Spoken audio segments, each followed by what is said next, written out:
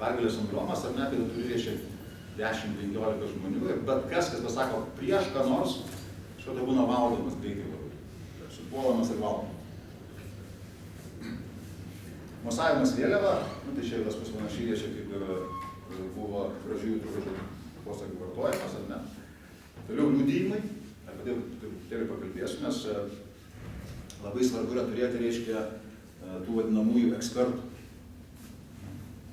Tai jeigu, tarkim, vien Pancevas, pavyzdžiui, rašytų apie tai, kas vyksta Ukrainoje ir tai, kas, reiškia, čia Lietuvoje vyksta, ne, tai žmonės galvotų, jaunas, nepatyręs, iš kur čia gali žinoti, reiškia, kad daug visko, ne.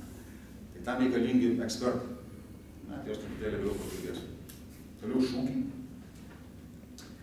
Toliau baimė, neaiškumas, abejonės, euforija ir žinių valdymas. Ne, paskutinis S, čia įvardintas yra.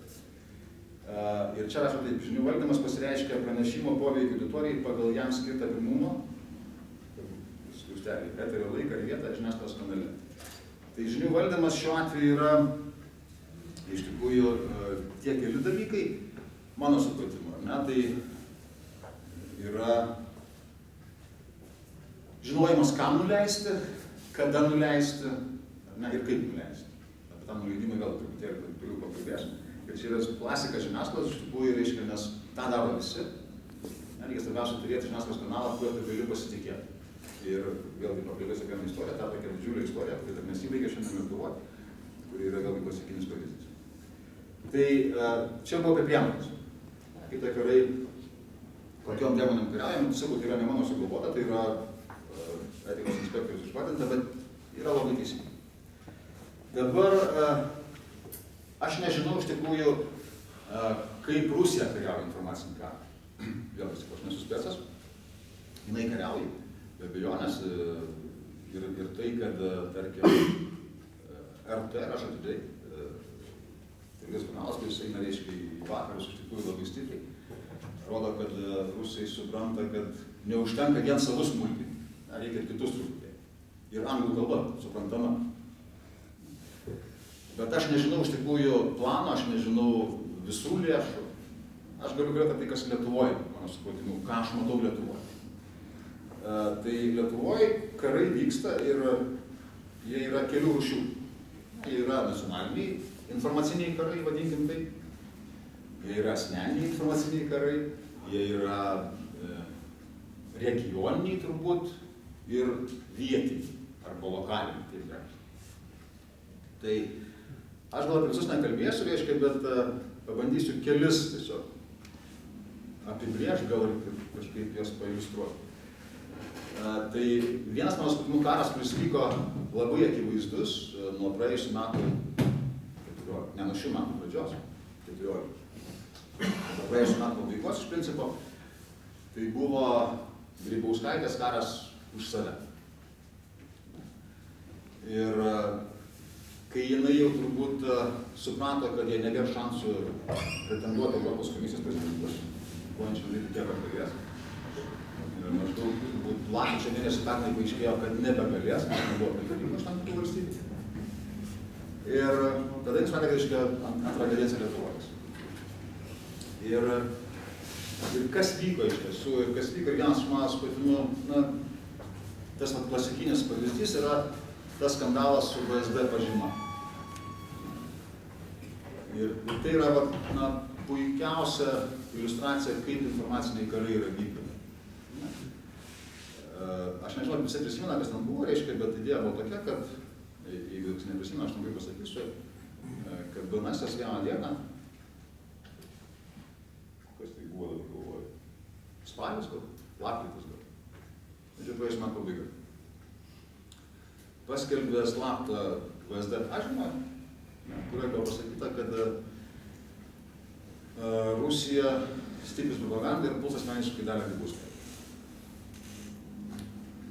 Ir aš tada iš karto, pagal tam tikrus ženklus, pagal tam tikrą žinojimą virtuvės vidinės, iš karto pasakiau, kad tą pažymą nuleido pati Dalia Grybauskaitė. Ir ten buvo visai kitą. Rašė vėl tą patys, reiškia, Facebook'o nykštukai, kad ten, reiškia, Laužinienė, kad Paulauskas, ta prasme, ir taip toliau. Bet pagal visą schemą, pagal viską iš tikrųjų kaip vyko, buvo beveik akivaizdu. Šiandien tai yra visiškai akivaizdu. Šiandien vyksta, reiškia, teismas Liubinaitės iš tikrųjų. Liudija VSD pareigūnai, kurie netgi paliudė, kad jie buvo atėję išvakarės, tą pažymą paliko. Paaiškėjo, kad Grybauskaitė viešai įžūliai melavo, o aš nebijau sakyti iš tikrųjų, nes taip ir buvo. Kai sakė, kad prezidentūrai pažymos nebuvo iki 4 lapkričio. Žodžiu, viskas šiandien dėliojas taip, kad viskas, taip akivaizdu, kad labiau akivaizdžiau būti negali. Kam reikėjo dalykų ir kodėl būtent Banasis, kodėl būtent tokiu laiku. Tai yra žiniasklaidos priemonių, tai kurie šiaip patys žinote, nereiškia, tarkim, aš nežinau, reiškia, kas nors, pavyzdžiui, vakaro žinias skaitą, neskaitą, aš neatsimenu, kada mačiau, ar eina, nežinau, net eina tikriausiai. Yra skirtumas, jeigu vakaro žinias ką nors parašo, pavyzdžiui, ir, tarkim, netgi Delfis, kuris šiandien vadinasi yra pagrindinių naujienų portalų. Reakcija mūsų į tai, ką parašo vakaro žinias arba Delfis, yra visiškai skirtinga. Arba, pavyzdžiui, tarkim, ką KD parodė, pavyzdžiui, ką jam, tarkim, nežinau, Panorama parodė. Irgi. Tai labai svarbu yra pasirinkti teisingą šaltinį nuleidimui. Dėl to pasirinktas buvo Banasis. Plius dėl ko dar labai gerai su Banasiu, aš patirties žinau. Tie, kas nori informaciją paskleisti, bet kokią, labai svarbu, kad tu patektum vieną agentūrą. Nes šiaip dauguma portalų yra tinginiai. Tingi dirbti dažniausiai. Ir ką tu gauni iš Banasio, reiškia, viskas automatiškai dažniausiai gaunasi į portalus. Pasižiūrėsit, reiškia, turbūt 60% yra viena agentūra pranešimai. Plius Banas yra patikimas. Plius nededa pažymos Banasiu. Tai davė paskaityti ir nusirašyti. Plius artėja rinkimai. Ir mes tada turim situaciją, reiškia, kai yra paskelbta informacija, kuri yra tikra. Tada paskui, nes čia išleido VSD, kurioj sakoma, žurnalistai gavo netyčia informaciją, kuri buvo slapta ir kurioje sakoma, kad Grybauskaitė puls. Kaip nepatikėsi? Visiška tiesa. Ir patikėjo. Ir tas labai padėjo, iš tikrųjų, Grybauskaitė mano sutikti rinkimų kampaniją. Ir padėjo iš tikrųjų. Todėl, kad tuo metu, kaip tik, jeigu prisimenat vėlgi, buvo įvairiausių, ten buvo tokių straipsnių, jam apie brolį šnekėjo kažką taip ir nesirūpina. Kažkas ten šnekėjo, reiškia, apie vėl kilo neaiškumų, reiškia, ar buvo ar nebuvo Grybauskaitė LKP nepriklausomos, nes jokių įrodymų kaip ir nėra. Sako, davė Brazauskas bilietą, Brazauskas miręs, bet negali.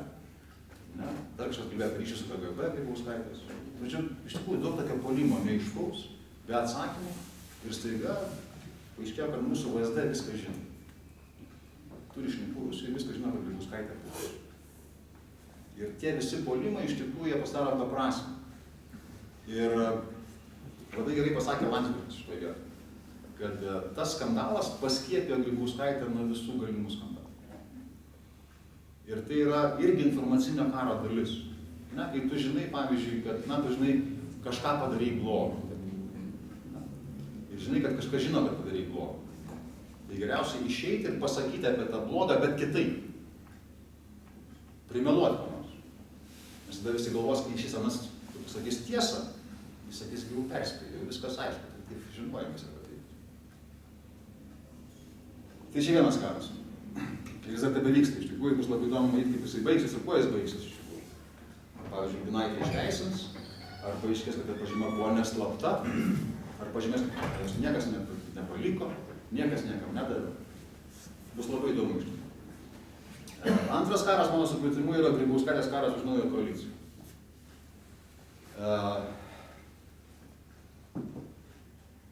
Po rinkimų vėlgi, nežinau, čia visiems įdomu ar neįdomu, politikai iš principo. Man įdomu, tai aš dėl to apie tai kalbu. Po rinkimų buvo bandymų suformuoti kitokią koaliciją, negu šiandien yra. Nepaisant to, kad balsai kaip ir lėmė, kad dešinioji dalis, tai liberalai ir konservatoriai pralaimėjo rinkimus, bandymų buvo vis tiek padaryti koaliciją su šitom dviem partijom. Ir tas natūralu, nes iš tikrųjų tos dvi partijos praktiškai yra Grybauskaitės, bent jau viena tai tikrai konservatoriai, liberalai bando šiek tiek žaisti nepriklausomą biškį žaidimą, bet konservatoriai yra visiškai aiškiai, kaip Žalias partija, nieko neturi, savo lyderio neturi, tas nieko ir nebelieka. Ir tas bandymas nepavyko.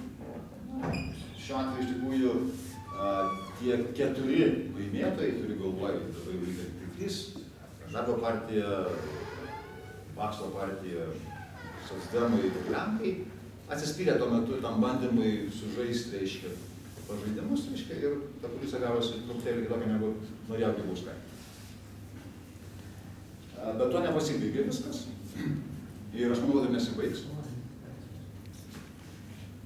Nes dabar taktika tokia maždaug yra, kad išmušinėti po vieną. Ir jeigu prisimenu, kad buvo labai toks trumpas, pakankamai epizodas, aiškiai, bet labai toks, skausmingas koalicijai, kai Grybauskaitė buvo pasakęs, kad nekvies darbiečių į ten valstybės gynimo tarybą, nes, aiškiai, ta partija tarnauja Kremliui.